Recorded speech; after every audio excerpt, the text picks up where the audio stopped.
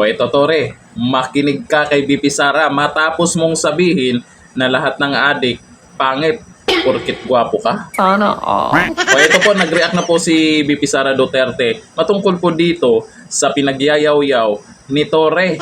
Feeling pogi, di ba? O ito, ang video. Recently sinabi ni Tore na pag addict daw pangit. Naniniwala po ako dito kasi kayo po, ang ganda nyo po. So ibig sabihin, hindi po kayo addict. Okay. Pero sa Malacanang, maraming pangit. Kasi ni Tore. Wala po ba kayo na pag addict ay pumapangit talaga? Malamang pangit talaga yung nag-addict, no? Kasi ano eh. Buti lang, walang pangit dito ngayon. Kasi ni Tore. Wala. Kaya nga po ang pupogi ng mga pulis dito eh. Pero yung sa atin, no comment po. Kasi ano, saan na ba ako? Malamang papangit ka talaga pag addict ka kasi, di ba ano yon, hindi ka kumakain ng maayos, hindi ka natutulog ng maayos, at wala nang laman yung utak at tiyan mo niyan eh. Kasi di ba, ano na lang yan, para kang zombie, para kang tulala lagi pag Yan ang maayos na paliwanag ni BP Sara. Natatawa na lang sa iyo, Tore.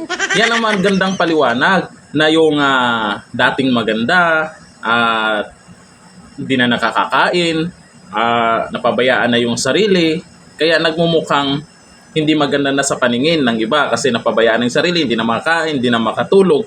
Ganyan dapat magpaliwanag, Tore. Hindi yung banat ka ng banat, kaya nga maraming nagagalit sa'yo. At naibalik sa'yo ng mga nagko-comment dyan. Kasi ang sabi, confirm. O diba, sabi nila, confirm. Sino kaya yung ibig sabihin nila na confirm? Kasi hindi naman porkit. Kasi ang dating kasi ng iba, doon sa pinagyayaw-yaw ni Tore, lahat ng pangit, adik. O diba, hindi naman porkit gwapo siya, ganyan siya magsalita, diba? Dapat pinaliwanag niya ng maayos. Kagaya sa paliwanag ni BP Sara. Pero itong si Tore kasi, sa ngayon, talagang malakas ang loob niyan. Matapang yan.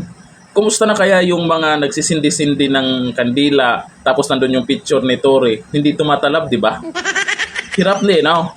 Hindi tumatalab, lalo na pag makapal. Makapal ang balat.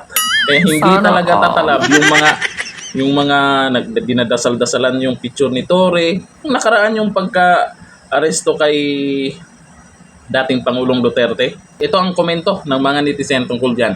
Sabi ni Alan M. Indong, kala ba Tore, gwapo siya? Gwapo yan. Diba? Tingin nyo, gwapo si Tore, diba?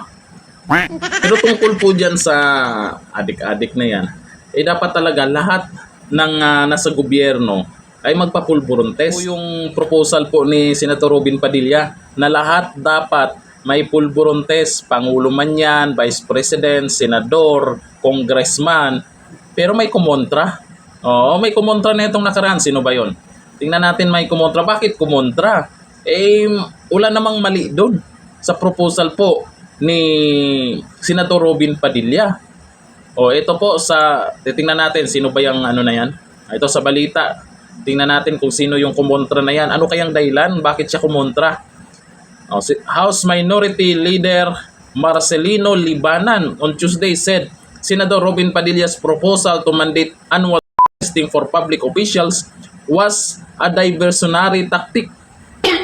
Diversionary tactic? Kinontra. Panawagan din naman ng taong bayan yan. Sino bang ayaw? O sige nga, sino bang ayaw na gawin yan? Siguro naman masasabi nating taong bayan ay susuportahan yan para naman magkaalaman kung sino talaga yung nagpupulburon na mga public officials. Dapat kasama talaga Pangulo. Alam nga naman, senador lang, congressman lang, mayor lang. Dapat mismong namumuno ay talagang isama dyan. Bakit may kumontra? Anong meron? Kayo, anong masasabi nyo sa kumontra dito? Dapat talaga magpapulburon test lahat. Kasi sabi ni Tore, di ba? Pangit lahat ng adik. O para pag napatunayan na hindi po kayo adik, edi hindi kayo pangit. Wapo-wapo kayo. Sana all.